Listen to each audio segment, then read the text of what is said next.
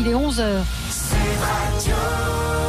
Parlons vrai. Les informations, François Germain. Bonjour à tous. Comment limiter au maximum l'impact de la grève du 5 décembre ? 9 ministres se réunissent aujourd'hui autour d'Édouard Philippe, alors que la contestation de jeudi prochain s'annonce très suivie, notamment à la SNCF et la RATP. Le gouvernement recommande aux Français de limiter leurs déplacements et de privilégier le télétravail ou le covoiturage. Il est également conseillé aux taxis et aux VTC de ne pas surfacturer leurs courses. Du monde attendu dans les rues aujourd'hui pour le climat à Paris, Lyon, Bordeaux ou encore Toulouse. Des manifestations organisées en France comme partout dans le monde pour demander un sursaut des gouvernements face au réchauffement. Des rassemblements qui ont également en ligne de mire le Black Friday, cette opération commerciale lancée aujourd'hui et accusée d'encourager la surconsommation. La redevance audiovisuelle ne disparaîtra pas avec la taxe d'habitation en 2022. C'est ce qu'annonçait ce matin le ministre de la Culture Franck Riester. Le mode de collecte de l'impôt devrait être changé, tout comme son calcul. La redevance baissera de 1 € l'an prochain, soit la première baisse depuis plus de 10 ans. L'armée française répond à Daesh. Le groupe terroriste affirme être responsable de l'accident d'hélicoptère qui a tué 13 soldats français au Mali. C'est absolument faux, assure le chef d'état-major de l'armée française. Le groupe État islamique assure pourtant avoir tendu un piège aux militaires. Top départ aujourd'hui de la collecte nationale de la Banque alimentaire. Objectif récolter 11 000 tonnes de denrées pour distribuer 24 millions de repas. Les bénévoles sont en quête de produits non périssables comme des conserves, des féculents, du sucre ou encore de l'huile. La Hongrie ne participera pas à la prochaine édition de l'Eurovision. Selon le journal britannique The Guardian, le gouvernement hongrois trouverait que la compétition met trop en valeur la culture gay. Le régime d'extrême droite est connu pour son hostilité envers la communauté homosexuelle.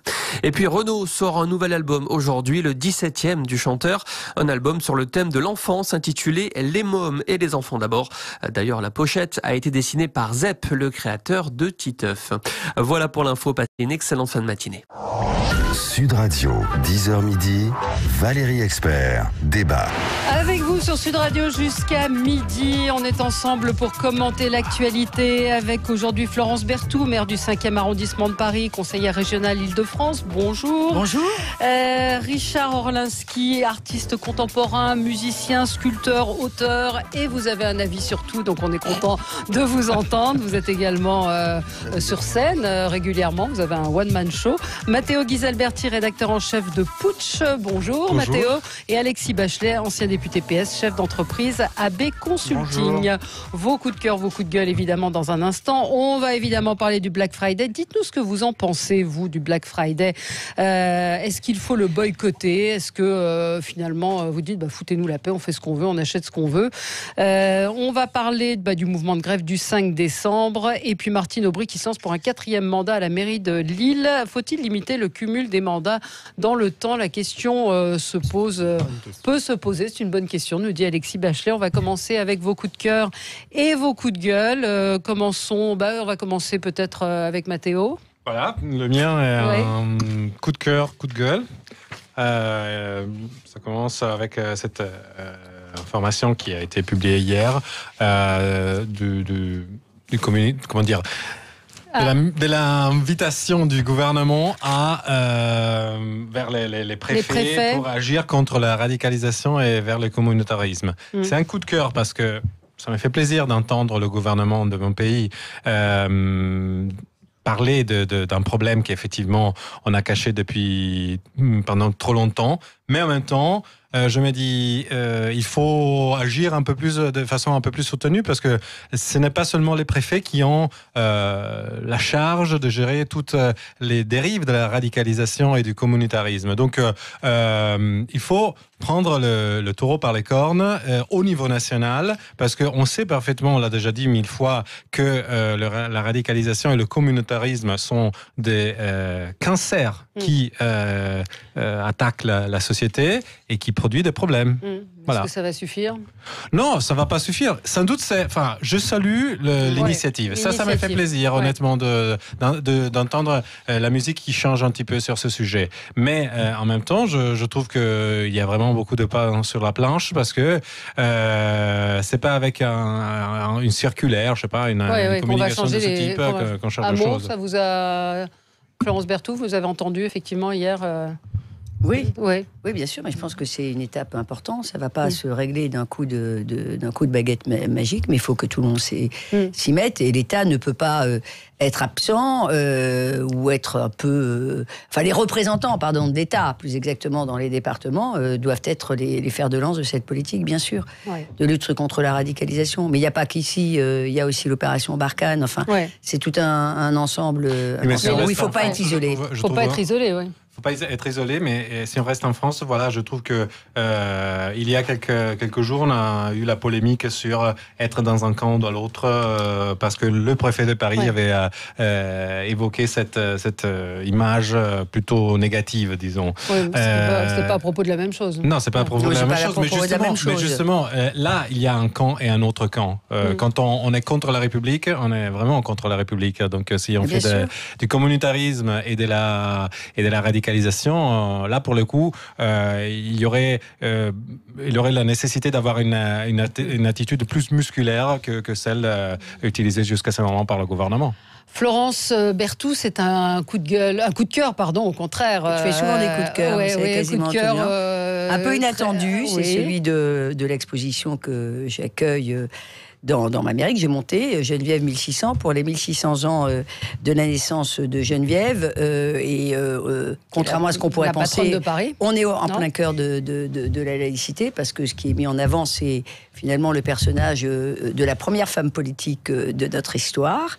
Il y a 1600 ans, c'est quand même incroyable, et elle va rassembler tout le monde et être aussi généreuse, faire preuve de courage. Elle aurait sauvé plusieurs fois Paris.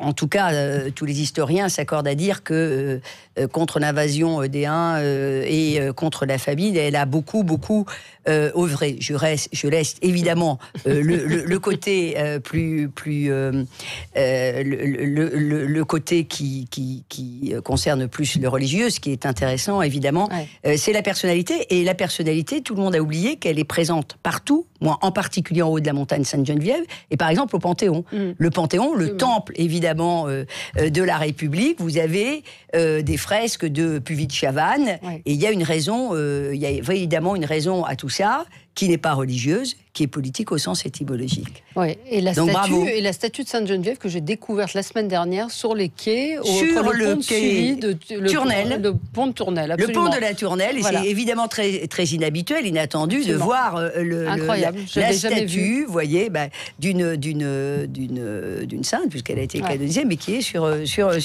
Mais évidemment, ce qui est intéressant, c'est la symbolique de cette sacré d'homme. De cette histoire de Paris. Richard Orlinski, alors je rappelle que vous êtes sur scène en résidence à la Comédie de Paris tous les mardis et mercredis jusqu'au 19 décembre. Alors votre coup de cœur ? Moi, mon coup de cœur, c'est un coup de cœur, un coup de gueule, c'était par rapport à Jumbo l'hippopotame, qui est au cœur de la bataille en ce moment contre les animaux sauvages dans les cirques. Alors c'est un coup de gueule, un coup de cœur, parce que je pense que c'est vrai que les animaux ne sont pas dans les cirques, malheureusement, dans leur élément naturel. Alors, on est un peu en retard, je trouve, en France aussi, parce qu'il y a quand même beaucoup de pays qui ont... Alors, c'est pas contre les cirques, bien évidemment, mais les cirques, par exemple, américains ont beaucoup évolué, etc. C'est plus pour il est pas maltraité, mais il y a... En ce cas, là, dans ce zoo, il est pas maltraité, mais il y a beaucoup de zoos, ils sont maltraités à travers le monde et à travers la France. Il y a eu des reportages, d'ailleurs, récemment, j'en ai vu un d'ailleurs, sur une chaîne française. Donc, l'idée, c'est vraiment, c'est le cirque, la maltraitance des animaux, enfin voilà, c'est comment...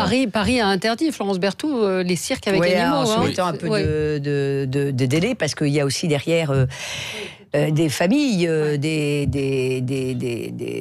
emplois, mais c'est vrai qu'on peut se dire que raisonnablement, la place des grands animaux sauvages, enfin des grands et des plus petits animaux sauvages, c'est pas le lieu. Et je rappelle qu'aujourd'hui en France, mais enfin vous le savez aussi bien que moi, il y a toute une partie du cirque, des activités circassiennes qui, fort heureusement, se font sans cirque et sont plus théâtrales, sans animaux, pardonnez-moi, théâtre d'objets, de plus en plus. Aux États-Unis, c'est vraiment très très fréquent. Mais cela dit, on voit de plus en plus aussi dans ces cirques qui sont quand même très très professionnels. Vous voyez de plus en plus des numéros aussi qui sont des numéros sans animaux. Alors, est-ce que ça veut dire qu'on ne pourra même plus utiliser, par exemple, des chevaux? On ne l'imagine pas. Hein, les spectacles sont magnifiques. Il faut arbitrer intelligemment. Mais je pense que c'est un vrai sujet malgré tout. Bien sûr. Les gens qui sont cambriolés. Au Mexique, d'ailleurs, il y a une vraie polémique, parce que moi, je soutiens une association qui s'appelle Black Tiger, White Jagger, et le nombre de félins et d'animaux qui sont maltraités, qui sont récupérés des cirques, c'est juste... Moi, j'étais choqué, j'étais dans les réserves, ils les mutilent, ils sont pas... Enfin, c'est quand même assez choquant. Et ça va rejoindre aussi le sujet, pardon de vous interrompre, le sujet des nappes, les nouveaux les NAC, pardonnez-moi. Les nouveaux animaux de compagnie. Parce qu'on regarde les cycles, on ferait bien de regarder les NAC, qui est un vrai sujet. Avec un vrai sujet, avec des gens qui ont des animaux en captivité, qui ne devraient pas être en captivité. Et c'est un problème international. C'est pas qu'en France, c'est partout. Il y a beaucoup de gens qui ont des serpents, non? Des cobras, on m'a dit dans le 5e. Moi, c'est les cobras. Mais en tout cas, à la limite, si on enlève les animaux du cirque, en tout cas, des cirques, il y en a toujours un peu. Vous avez je ne comprends pas tout à fait où vous voulez aller, mais je vais rebondir à ce que tu disais, mon charmant voisin. Il y a une ménagerie, des ménageries. Et moi, je rends hommage, parce que vous parliez de tous ces animaux à l'international. Il y a un garçon formidable qui s'occupe de la ménagerie Norinché, qui a créé des associations, et notamment pour aller dans le monde entier, opérer grâce à qui est le vétérinaire de la ménagerie du Jardin des Plantes. Le vétérinaire Norinché, qui a d'ailleurs écrit un livre magnifique qui s'appelle Harmonie, où il explique les sentiments, les émotions des animaux qui ne sont pas si éloignés des autres avant qu'on ait la parole. D'ailleurs, quand il arrive, je peux vous dire que, par exemple, les grands primates, quand il arrive, les grands primates sortent et lui font un signe. Moi, je l'ai vu parler à une orang-outan et dire « Ma chérie, est-ce que tu peux te tourner ? Monte la main droite, la main gauche. » Il y avait une relation tout à fait extraordinaire. C'est un personnage assez incroyable. Et c'est un personnage incroyable. Je l'accueille une fois tous les 2 ans avec des vétérinaires du monde entier. Il aime les animaux. Alexis Bachelet, votre coup de gueule ? C'était à propos d'un grand primate aussi. Donc là, c'était un coup de gueule à propos de la tournée contrariée de François Hollande, donc un grand primate de la politique, comme chacun sait, et qui est empêché pour la 2e fois, parce qu'il a d'abord essayé d'aller faire une conférence à Lille. Bon, il y avait le contexte de l'émotion de cet étudiant qui avait essayé de s'immoler à Lyon. Bon, mais quand même, on voit qu'il y a une minorité un peu ultra qui a bordélisé et empêché en fait la tenue de la conférence, qui a déchiré les livres aussi. Ça a choqué quand même les gens, parce que dans une université, déchirer des livres, bon, c'est quand même un petit peu délirant. Et là, j'ai vu qu'à Toulouse, il avait également été empêché de tenir la conférence. Alors, que les choses soient claires, moi, je porte pas que un avis positif sur le quinquennat de François Hollande, auquel j'ai participé. Bon, et je défends pas. Non, mais je trouve ça quand même un peu dérangeant du point de vue des libertés publiques, de la liberté d'expression, qu'un ancien président, quoi qu'on pense de son quinquennat, de ce qu'il a bien fait, mal fait, etc., il a fait un livre, il a le droit de continuer à exister, même si on considère que ce qu'il dit des bêtises, que les étudiants aillent dans les conférences et lui dire on n'est pas d'accord avec vous, pourquoi vous n'avez pas fait ci, pourquoi vous n'avez pas fait ça. Là, carrément, on est dans l'intolérance, on est dans la bêtise. Surtout dans des universités, moi ça me gêne d'autant plus. J'étais étudiant dans le quartier latin, cher à Florence Berthoud, et à la Sorbonne. Et c'est vrai qu'à l'époque, c'est quand même des lieux de foisonnement, de créativité. Bon, il y a plein d'associations étudiantes, des groupes, on invite, on débat.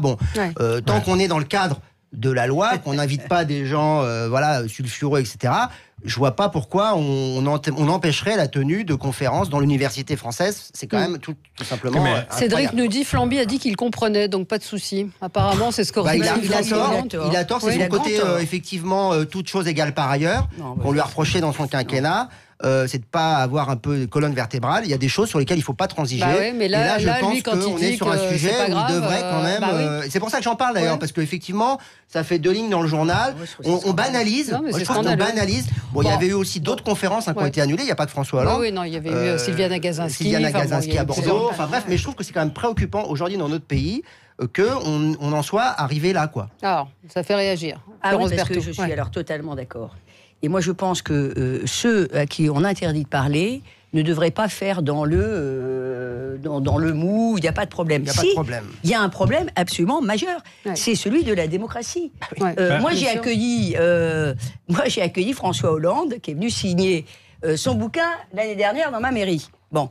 Et c'est ça la démocratie, encore heureux. Bon, On n'est pas obligé de l'accueillir dans la mairie, une bonne librairie suffit. Non, mais c'était dans le cadre du festival quartier du livre. Il y a des festivals devant la mairie. Et donc, non, mais c'est normal. Enfin, c'est le lieu du débat. Ouais. Donc, mais ça, c'est un vrai sujet parce que c'est pas le seul. Ouais. Et en particulier les hommes et les femmes politiques. Je ne vois pas au nom de quoi on leur interdirait de faire un débat. Allons-y, portons la contradiction. C'est pas seulement un privilège Mathéo, qu'on peut accorder aux hommes et femmes politiques, parce que je vous rappelle les attaques aux maisons d'édition qui sont considérées comme de la fachosphère, etc. Ring, ou bien, je me rappelle Zineb El Zaroui à la phare de Bruxelles qui a été attaquée. Moi, je suis intolérant. Ou la pièce de Charles qui est empêchée d'être jouée régulièrement. Ou encore à la Sorbonne, toutes les histoires du soi-disant blackface, etc. Arrêtons d'instrumentaliser aussi les étudiants, parce qu'ils sont effectivement manœuvrables, plus facilement manœuvrables, et arrêtons de fermer la bouche seulement à qui est notre opposant politique. En France, c'est insupportable. On marque une pause, on se retrouve dans un instant pour parler du Black Friday, puis je vous dirai peut-être un mot d'un autre grand primate aussi. À tout de suite. Débat. Avec vous sur Sud Radio jusqu'à midi pour commenter l'actualité. On va parler du Black Friday. Moi, je voulais juste signaler une petite phrase de François Bayrou. Je ne sais pas si on l'a en son pour l'instant. Non, on ne l'a pas. François Bayrou qui était interviewé par un confrère et qui a répondu: tout le monde est mis en examen dans la vie politique française. Voilà, c'est un truc normal. C'est pas en essayant de dédramatiser. Pas seulement en France. Enfin, je voudrais pas faire. Non, mais c'est la phrase, de dire que c'est une chose banale que d'être mise en examen. Auto-martyrisation, à mon avis. Non, mais en fait, il faut replacer la phrase dans le contexte. Oui, on lui demandait pourquoi il était candidat à la mairie de Pau, parce qu'il est candidat à la mairie de Pau, alors qu'il est mis en examen. Et donc, il a répondu... Non, il venait de découvrir un mail dans lequel il pourrait être mis en examen. Dans l'affaire des emplois fictifs du Modem. Il dit tout le monde est mis en examen dans la vie politique française. C'est pas formidable. Moi, je n'aurais pas dit ça comme ça. Mais il aurait pu dire que effectivement, il y a beaucoup d'élus qui sont mis en examen, mais il y a aussi beaucoup d'élus qui sont relaxés. Parce que c'est la justice. C'est la justice. C'est le côté tout le monde est mis en examen. C'est pas si grave que ça. C'est pas maladroit. C'est pas très adroit. Tout le monde le fait. Non, c'est pas très adroit. Tous les élus ne sont fort heureusement pas mis en examen. Je dis ça. Par contre, ce que l'on peut dire de manière très objective, c'est que les élus sont très exposés. Très exposés. Alors, je n'excuse pas. Ça ne veut pas dire... je ne suis pas en train de banaliser les mises en examen, mais il y a des métiers qui, objectivement, sont beaucoup plus exposés à la mise... Notamment les maires, d'ailleurs. Et les mises en examen, notamment... La responsabilité... Notamment les maires, qui peuvent être mis... pénalement. Pour... on connaît tous la fameuse histoire du panneau de basket qui tombe... des buts. Bien sûr. Et puis, il y a la question lancinante qui est en train, à mon avis, de se tarir parce que la réglementation et la législation ont beaucoup évolué, encadrer les choses à très juste titre, qui était celle sur le financement de la vie politique. Le financement de la vie politique, ça fait 30 ans que les conditions qui, à l'origine, n'étaient pas totalement cadrées, ont généré tout un tas de mises en examen. Allez, faut-il boycotter le Black Friday? Alors, c'est une tradition qui nous vient des États-Unis. Frénésie d'achat, remise, prix cassé. Le gouvernement cafouille un petit peu. On a d'un côté Brune Poirson et Elisabeth Borne qui sont contre. Brune Poirson qui dit qu'il faut sortir d'une économie mortifère un peu absurde. Elisabeth Borne veut convaincre les Français de consommer autrement. Alors, plusieurs questions. Alors, est-ce que c'est le Black Friday en soi qui est répréhensible? Est-ce que c'est le rôle du gouvernement de dire aux gens arrêtez de consommer? Est-ce que c'est pas les pubs qui nous cassent les oreilles? Pardon de dire ça sur une radio où on vit évidemment de la publicité, parce que c'est un petit peu ça qui est lancinant. Ici, on parle vrai, voilà. Mais c'est vrai que depuis ce matin, c'est insupportable. Je reçois même des mails de ma banque qui me parlent du Black Friday. Richard Orlinski, moi, je suis très embêté parce que j'ai plus le temps de trop rester parce qu'il y a le Black Friday. Donc dans votre galerie, on vit avec vous, il y a des réducs. Bah oui, c'est. Dans l'art aussi, il y a du Black Friday. Le Black Friday, c'est partout. Moi aussi, je reçois partout le Black Friday. Bon, après, on va dire que ça devient. Ok, c'est important. Mais il y a même le Black Friday français. Parce que je crois que le Black Friday, la semaine dernière, il y avait le Black Friday français. Cette semaine, le Black Friday américain. Donc, c'était pas le Black Friday. Non, aujourd'hui, c'est le Black Friday aussi. Mais ils nous ont fait un truc aussi. Il y a eu des pubs comme quoi ils voulaient instaurer un espèce de contre-mouvement la semaine dernière. Donc, c'est pour ça que j'ai même failli m'y tromper. Non, moi, ça me choque pas particulièrement. Je veux dire, aujourd'hui, si on peut acheter effectivement avec des remises, avec des discounts, etc., même si on renie sur les marges, il y a beaucoup de fêtes, c'est comme une espèce de fête commerciale, comme plein d'autres fêtes qui ont été instaurées à travers le temps, à travers l'histoire en France ou ailleurs dans tous les pays. Ça existe partout. Et puis c'est vrai que si on peut avoir des remises, si on peut avoir, c'est les fêtes, les gens, enfin, peut-être moins de sous à la période des fêtes. Moi, c'est un truc qui me choque pas du tout. Ça me permet de me faire des très belles photos noires, justement. Aujourd'hui, j'ai posté sur mon Instagram tout black. Ça donne des idées. Moi, ça m'a donné des idées artistiques. Donc non, moi, ça me choque pas du tout. Bon, Florence Berthoud. Ouais, voilà. Moi, je suis très très réservée sur ça. Parce que, en fait, c'est quoi ? C'est une pratique commerciale totalement agressive. Alors, la première approche, c'est de dire finalement c'est sympathique, ça permet à ceux qui ont par exemple pas de pouvoir d'achat. Or, quand vous regardez les études, par exemple l'UFC Que Choisir, c'est pas du tout moins 20%. La réalité, c'est que c'est sans doute pas plus de moins en moyenne, c'est pas moi qui me le dis, c'est l'UFC Que Choisir. C'est moins de 8%. Donc déjà, c'est de la publicité totalement mensongère. Deuxième sujet, ceux qui en profitent le plus, ce sont toutes les grandes enseignes. Ouais. Alors elles sont à fond pour le Black Friday et elles font mourir les petits qui ne peuvent pas s'aligner et qui ne peuvent pas s'aligner. C'est tellement vrai que les grandes enseignes font 20% de leur chiffre d'affaires sur les Black Friday. Ouais. Donc c'est un vrai sujet. Amazon, je suis arrivée indirectement via Amazon. Amazon, quand il crée un emploi, il en détruit 2.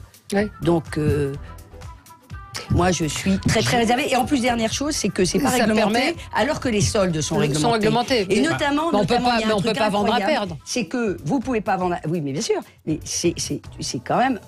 Il y a une partie qui est un peu une escroquerie. Alors, on va continuer ce débat. 0826 300, à tout de suite. Avec vous sur Sud Radio jusqu'à midi pour commenter l'actualité. Le Black Friday, c'est aujourd'hui. Ça vous avait peut-être échappé. Non, pas possible. Vu le nombre de mails et de pubs. Si, non, Alexis, vous moi, je boycotte, moi. Non, oui, mais vous recevez des emails. Ah bah oui, je suis harcelé. Quand même. Je suis harcelé par ma banque, par mon assurance, par mon... Oui, mais sur le donner son mail... Quand on achète un vêtement, ce que je fais moi systématiquement. Pour recevoir des offres promotionnelles. Moi, je donne rien aussi. Moi, je ne donne rien, c'est un principe. Matteo Ghisalberti, vous êtes pour ou contre ? Je suis un peu partagé parce que, comme disait tout à l'heure Richard Orlinski, c'est vrai que tout au long de l'histoire, on a eu toujours des moments de promotion. Je veux dire, même des foires pendant l'année, c'était des moments pour les commerçants, justement, pour vendre leurs produits, déstocker aussi peut-être. Ouais. C'est vrai que là, dans le Black Friday, il y a des attitudes très agressives. On disait tout à l'heure dans la pause que, à la différence des soldes, ils peuvent se réapprovisionnement et ça n'est pas encadré. Alors que pour les soldes, c'est encadré. Il y a une interdiction totale de se réapprovisionner. Je suis toujours j'ai un peu des doutes quand on parle d'interdiction de quelque chose parce que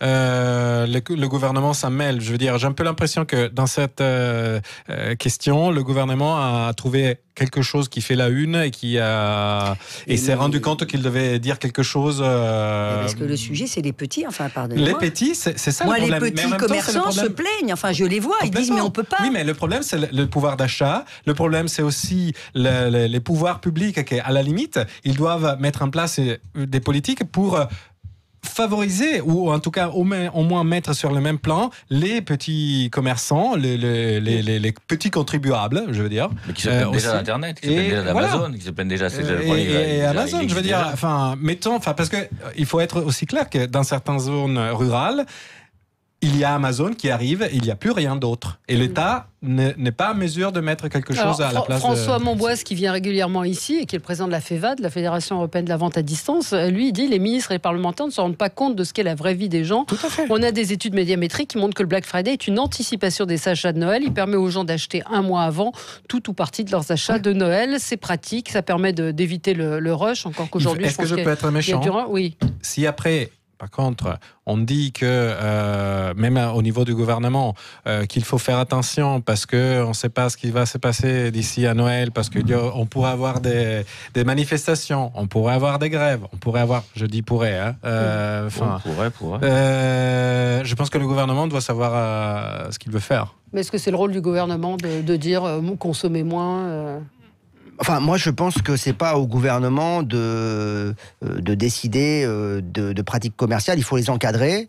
Mais à partir d'un certain moment, c'est effectivement des enseignes.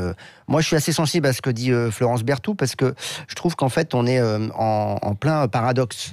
C'est-à-dire qu'on est dans un moment où notre société s'interroge sur les défis climatiques, l'épuisement des ressources, quelle planète on va laisser à nos enfants. Ouais. Et en même temps, c'est un peu le gimmick du moment, mais enfin bon, tant pis, on va pousser à l'hyperconsommation, baisser les prix. On baisse les prix, ça veut dire qu'on fait produire plus loin. Parce qu'en fait, tous ces produits-là, ils viennent de Chine, ils viennent d'Asie, ils viennent d'Indonésie, donc des pays à bas coût. Donc on détruit nos usines. Délocalise. Nous, on n'est pas capable de s'aligner sur les standards des pays les plus pauvres, qui peuvent produire à bas coût. Donc nous, on détruit nos industries. Déjà, il n'y a plus de textile, etc. Mais continuons. Et puis, le commerce de proximité. On rince le commerce de proximité qui n'a pas les moyens de s'aligner sur ces grosses enseignes qui, on le voit bien, privilégient la logique de l'hyperconsommation. Donc moi, je ne pense pas forcément que ça soit au gouvernement en tant que tel d'organiser ce débat-là. En revanche, ce que moi j'espère, c'est que dans la société, les gens disent nous, on n'ira pas, parce qu'on ne valide pas ce principe-là, et qu'il faut qu'on sorte de la contradiction permanente entre les grands principes, on veut sauver la planète, on veut arrêter de voir nos emplois partir à l'étranger, etc. Et en même temps, participer par nos actes d'achat. En fait, je pense que le consommateur, en fait, devrait être plus citoyen. Et que si on avait un peu plus de prise de conscience citoyenne que du fait qu'à chaque fois qu'on achète un produit, que ce soit un produit alimentaire, où est-ce qu'il est produit, par qui, etc., que ce soit un pull, une chemise, eh bien, on aurait peut-être un recul de ces pratiques commerciales agressives. Parce que c'est pas une réaction de riches et de bobos, c'est-à-dire que celui qui a du mal à finir... Je vois, nous, nos auditeurs, ils sont en train de nous dire sur Facebook, chacun fait ce qu'il veut de son argent. Moi, ça me permet d'acheter ce que je veux. Complètement d'accord, mais il faut dire aussi il faut gérer ces contradictions. Voilà, peut-être qu'il y a des gens aussi qui participent. Est-ce qu'on peut avoir des contradictions quand on n'a pas d'argent, quoi ? C'est la question. Il faut en tout cas, si on veut faire quelque chose de différent, effectivement... essayer de faire comprendre aux gens qu'il y a aussi derrière des personnes qui ont produit ces biens. Oui, mais quand vous avez une grande enseigne de parfumerie qui vous propose vos parfums à moins 25, moins 30%... Il faut aussi penser que les gens, parfois, veulent s'offrir quelque chose de joli pour... Non, mais vous avez moins 25, moins 30% dans une grande enseigne de parfumerie. Qu'est-ce que vous faites ? On est d'accord, on est à la veille des fêtes, les gens ont envie d'offrir des cadeaux à leurs proches, ils cherchent le moins cher. Ça, on n'est pas contre ça. Moi, je ne remets pas ça en cause. Mais je dis quand même que ça n'interdit pas d'avoir une réflexion du style de celle de Florence Berthoud sur notre commerce de proximité, du style de nos entreprises, d'où viennent ces produits. Et voilà, c'est tout. Mais il faut juste qu'on puisse en débattre. Et c'est pas forcément au gouvernement de dire ça c'est bien, ça c'est pas bien. Mais il faut que la société, elle s'approprie ces enjeux-là. Pas tous en même temps. Commerce du local plutôt que économiser 2 centimes parfois. Oui, mais c'est de l'emploi. Ouais.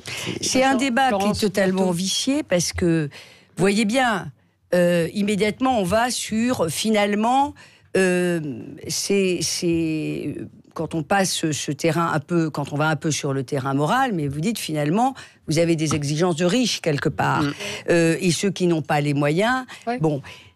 moi, je suis issue d'une famille très, très modeste. Le Black Friday, ça n'existait pas. Et on avait un mode de consommation qui était raisonnable et raisonné, parce que c'était une affaire aussi de culture générale, c'est-à-dire il y avait des bouquins qui étaient très importants, les jeux qui coûtaient très cher, c'était une affaire de moyens, mais c'était aussi une affaire de positionnement. C'est-à-dire qu'on considérait, mes parents considéraient, c'était plutôt intelligent, que non seulement, évidemment, ça grevait un budget qui n'était pas très gros, mais qu'en plus, ça ne nous faisait pas grandir. Bon. Et moi, j'ai été un peu biberonnée à ça. Et quand j'ai eu les moyens, parce que j'avais les moyens, j'ai fait la même chose exactement avec mes enfants. Et ce que je vois, non mais ce qu'il faudrait pour... Sauf que là, pardonnez-moi, ce qu'il faudrait pour terminer, pardon. Oui, mais ça change, certes. Mais il y a un moment... Non, il peut avoir le cadeau, c'est quand même...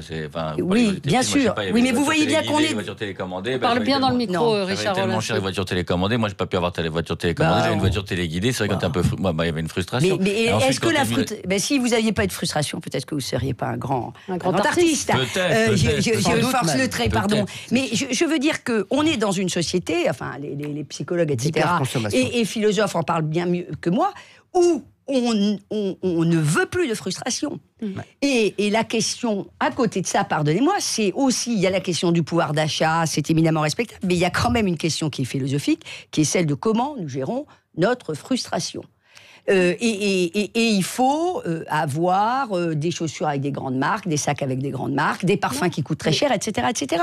Mais il y a aussi une consommation qui a changé, c'est-à-dire qu'on l'a vu avec 60 millions de consommateurs. Le numéro précédent où on parle des vêtements qui sont de moins bonne qualité, c'est-à-dire qu'on a vu l'arrivée de Zara, H&M, Mango, enfin des marques moins chères qui renouvellent les collections toutes les 3, 4, 5 semaines. Donc vous êtes tenté de plus en plus. C'est plus la même. Vous imaginez en plus avec du Black Friday. Ils font des collabs avec des grands artistes maintenant aussi, des grands designers, etc. Donc il y a des recherches comme c'est pas. Bien sûr.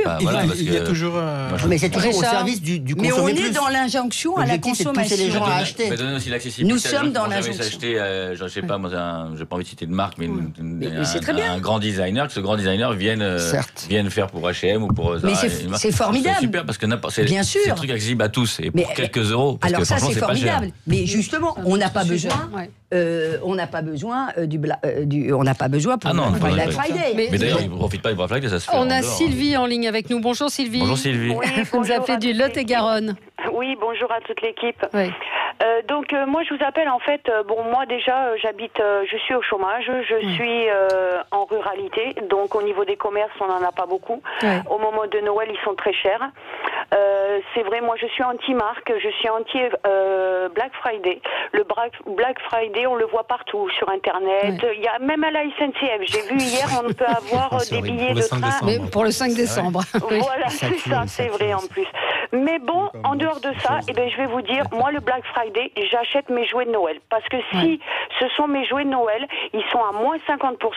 Et si je ne pouvais pas les acheter là, je me mettrais en difficulté financière. C'est le seul moment de l'année où j'achète au Black Friday que les jouets de Noël. Voilà. Mais je ne peux pas faire autrement. Mais c'est ce que dit François Monbois, c'est aujourd'hui, quand le gouvernement dit n'achetez pas, ils sont déconnectés quand même aussi de la vie des Français. On a un auditeur qui nous dit, Sacha nous dit, j'ai moins 100 euros sur un téléphone à 329 euros. Mes enfants en profitent pour me l'acheter, me l'offrir à Noël. Donc il y a cette réalité-là. Il y a cette réalité-là aussi.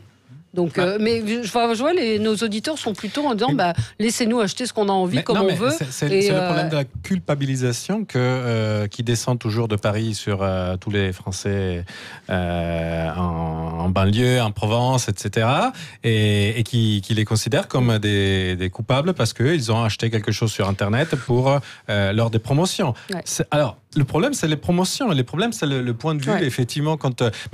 Est-ce qu'on se rend compte qu'il y a des gens qui dépensent plusieurs euros, pas plusieurs centaines d'euros, pour acheter des applications de jeux sur le portable et qui ne veulent pas payer 1 euro en brique de lait parce que ça coûte trop cher. Oui. Donc, très bien. Moi, je juge pas. Je me dis tout simplement, évidemment, ceux qui achètent cette application ont besoin de se relaxer. Ils ont besoin de vider leur tête. Donc, je les juge pas. Mais en même temps, je prends en considération cette situation parce qu'effectivement, des priorités qui est parfois un petit peu. Vous prenez le plastique, par exemple, le discours du plastique. Quand vous voyez les pubs de Noël qui sont encore plus intenses à partir de la rentrée pratiquement parce que là aussi on pourrait se dire avant les pubs pour les jouets de Noël commençaient en novembre, maintenant ça commence pratiquement pendant les vacances d'été. Pas non plus. Non mais on commence. Ça commence au mois de septembre. Voilà. Ça commence et la quantité de plastique qu'il y a dans les jouets, et après, où elles vont ? Voilà. On marque une pause et on se retrouve dans un instant. On va parler de la grève avec vous, 0826 300 300. Valérie Expert, débat. Avec vous sur Sud Radio, le débat continue. Le débat continue avec vous, 0826 hors antenne, absolument. Sur le Black Friday, les économies. Voilà. Martine Aubry se lance pour un 4e mandat à la mairie de Lille. Fin du suspense. Je sais que vous étiez tous absolument. On est soulagés. Elle a annoncé donc dans La Voix du Nord Martine hier soir qu'elle allait se présenter pour la 4e 4e mandat, promettant un programme socialement juste et écologiquement fort. Je vous rappelle qu'Emmanuel Macron, dans son projet de réforme constitutionnelle, avait parlé de limiter le cumul des mandats dans le temps, mais la réforme n'est toujours pas à l'agenda. Étonnant, non ? Qu'est-ce que vous en pensez ? Moi, je suis pro, je vais me faire attaquer par mes coéquipiers de ce matin. Je suis absolument pro. Cumul des mandats. L'interdiction de cumul des mandats. J'ai oublié dans le temps. J'ai écouté ce que disait Martine Aubry. Je suis contre le cumul des mandats, comme vous le savez. Je pense que quand on est contre le cumul, il vaut mieux le vivre. Voilà. Alors peut-être que c'était le cumul. Mais là, elle n'est pas en contradiction là. Là c'est le cumul. Attendez, c'est le cumul. C'est pas dans le temps. On n'interroge pas. On ne peut même pas faire dire aux gens des choses qui ne sont pas dites. Non, il faut dire que quand on est un salarié d'une entreprise, on a un seul patron. Donc moi je pars de cette considération. Je ne comprends pas pourquoi un élu doit pouvoir avoir plusieurs casquettes. C'est bien, très bien, mais le discours que par exemple on est plus lié au territoire, si on est aussi maire et aussi député ou sénateur, c'était dans le passé. Oui, mais là c'est la durée, on est sur la durée. Mais elle l'avait dit, c'est mon dernier mandat. Elle avait dit. Même dans la durée, je trouve que si on devient les chefs d'un fief qui a un morceau de territoire et on l'administre pendant 20 ans, je ne sais pas, on peut passer à côté de beaucoup de choses. Oui, alors on a Valérie en ligne avec nous qui nous appelle de Toulouse. Bonjour, on vous écoute. Alors moi je pense que c'est une digne héritière des éléphants du PS. Ouais. Voilà, donc je pense aussi elle doit se sentir vraiment franchement en manque de reconnaissance.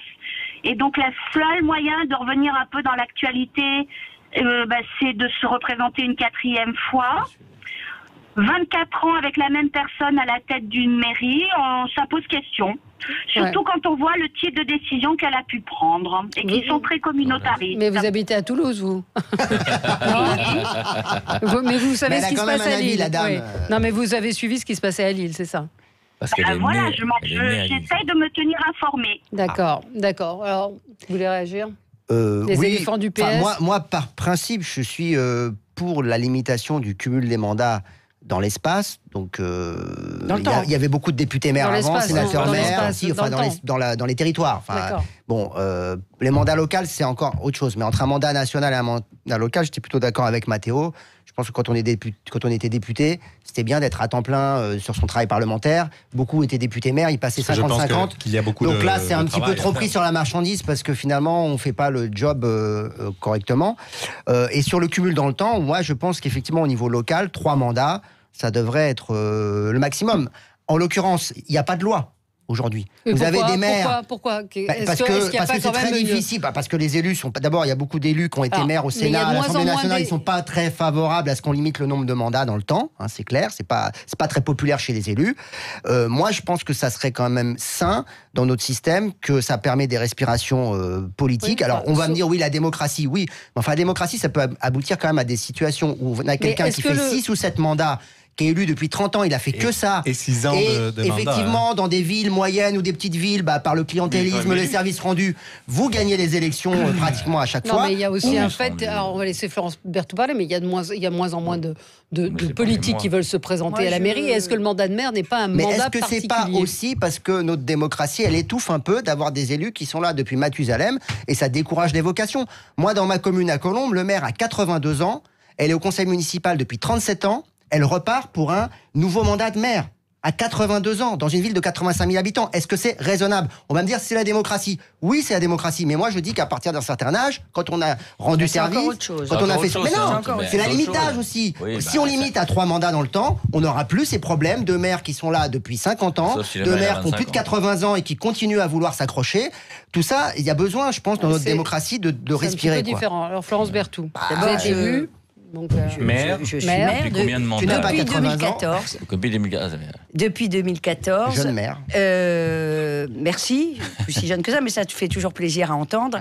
Je trouve que je vais être très politiquement incorrecte. C'est tellement facile de dire anti-cumul, anti-tout. Je le dis d'autant plus que je n'ambitionne absolument pas à titre personnel de faire 6, 5 mandats. Mais 2, oui. Je me représente quand même. Bon. Mais il y a un vrai sujet, c'est-à-dire qu'à force de mettre des barrières pour faire son métier d'élu, on ne va plus trouver personne. Je pense qu'il y a 2 sujets de nature différente. Il y a les mandats nationaux. Députés, sénateurs, députés européens. Il faut dire les choses très franchement. Ces élections-là, si vous n'avez pas, sauf exception, l'investiture du parti, ça va être très compliqué pour vous. Donc, il y a quand même un phénomène dans toutes les formations politiques de reproduction, c'est comme ça, de reproduction, qui est un peu choquant, si on regarde bien. Le mandat de maire, c'est pas du tout que je parle pour ma paroisse, mais moi je regarde ce qui se passe. Il y en a quand même minimum 1 sur 2 qui veut pas repartir. Oui, c'est ça. Bon, alors si en plus on explique que ça va être limité dans le temps, il y aura des zones, moi je peux vous dire, où il y aura personne. Personne. Il y a quelque chose qui s'appelle le suffrage universel. Et je suis très choquée, alors là pour le coup, sur le fait qu'on dise, mais on va vous limiter dans le temps. Je le dis d'autant plus qu'à titre personnel, moi je trouve que c'est très sain, j'ai toujours été... D'abord, je trouve que c'est très malsain de faire toute une carrière uniquement dans la politique, je l'ai toujours dit, j'ai démarré ma carrière dans la banque, après j'ai fait du cabinet ministériel, et j'ai dit surtout, pas de mandat national, je veux retourner vraiment les mains dans le cambouis, et je pense que c'est ça, qu'il faut qu'on fasse des allers-retours.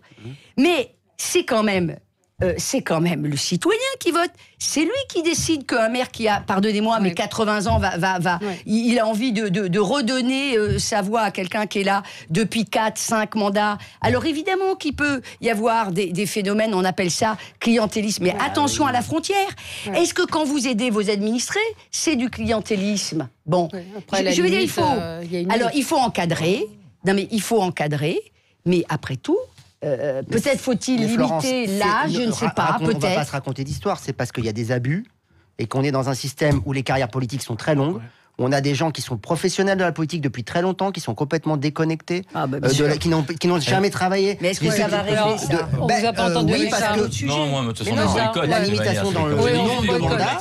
Voilà. Non, vous en pensez quoi? Vous pensez qu'il faudrait couper, qu'il faudrait limiter dans le temps? Non, moi je trouve que c'est vraiment un truc de cas par cas. Je trouve qu'effectivement, on est en démocratie, c'est un suffrage universel. Je crois que si on est content de quelque chose, il y a des raisons pour lesquelles on est content. C'est pas uniquement du clientélisme. Je pense que pour avoir, en tout cas, moi j'ai un peu travaillé avec les mairies il y a quelques temps, et je trouve que c'est il y a vraiment des raisons. Les gens votent pour des raisons, pour des candidats. Si le rapport, s'ils sont bien comportés, il y a vraiment des choses qui se passent bien et des bonnes propositions, des bonnes décisions qui sont prises. Pourquoi s'en priver au détriment des administrés, au profit de quelqu'un qu'on connaît même pas finalement, puisqu'il n'a pas peut-être forcément fait ses preuves. Donc le changement à tout prix, non, je suis pas. Donc il faut faire des élections à vie.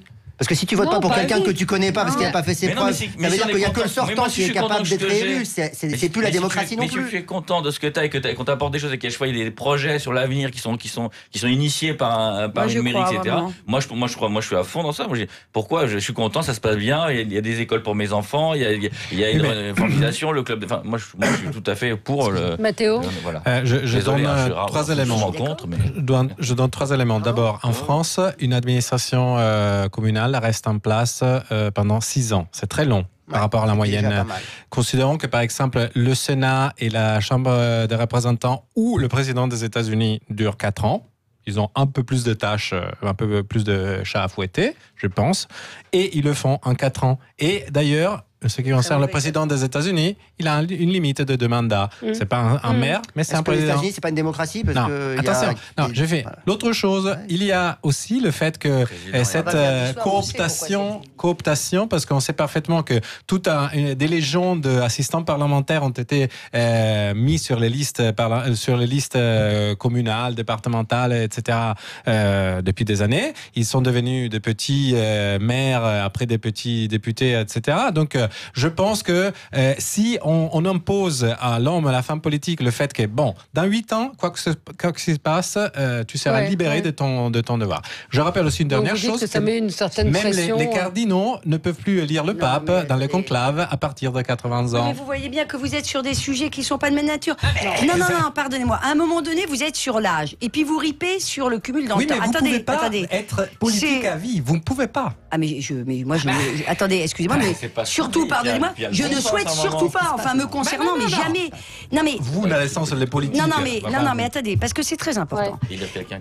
Vous pouvez pas riper sur l'âge, qui pour moi est quand même un vrai sujet, l'âge, c'est-à-dire que peut-être que aussi, c'est une autre question. C'est une autre question qui est drôlement importante. Et comme vous le disiez très justement, alors, dans ce cas-là, interdisez à un chef d'entreprise d'être chef d'entreprise plus de... Vous attendez un mandat et vous représentez. Non. Alors là, moi, je ne suis pas du tout d'accord, parce que je trouve, pardonnez-moi, que c'est un peu hors sol. On voit des grands élus, je parle des élus locaux, je ne parle pas des autres mandats, qui vont, quand vous avez des gros projets, par exemple, d'infrastructure, d'aménagement, eh bien, souvent... 10 ans. Oui, peut-être, tu vois. Deux mandats, c'est 12 ans. C'est 2, 3, mais peut-être que c'est 3. Oui, mais il ne faut pas être jusqu'au boutiste, parce que là, pour le coup, peut-être que c'est 3. Là, pour le coup, je trouve que ça serait ça. Du coup, on est d'accord. Mais parce que le sujet que vous mentionnez, qui était les assistants parlementaires, etc., ça, pardonnez-moi, vous les retrouvez surtout sur les listes. Hein. Vous avez aussi des équipes. Donc, les équipes qui se perpétuent de mandat en mandat, ça, c'est aussi un autre sujet que l'on ne voit pas. Allez, merci à vous d'avoir participé à cette émission. Tout dans un instant, vous allez retrouver André Berkoff. Très bon week-end à l'écoute de Radio.